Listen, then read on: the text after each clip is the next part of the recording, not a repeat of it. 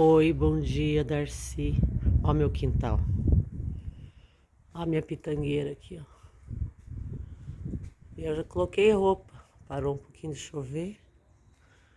Meus panos de prato não estão bem branquinhos, porque é bastante coisa para fazer, né? Mas tá bom.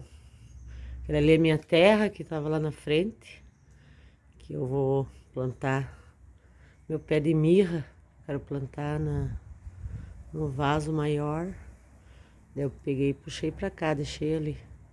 E o resto eu vou espalhar pelo quintal mesmo. Viu? É assim, ó. Tem o pé de limão, de mimosa, pitanga, ora pronobis, essas coisinhas assim.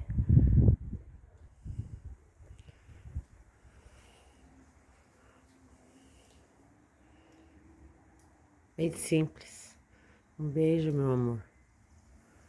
E eu tô aqui, ó. Ixi.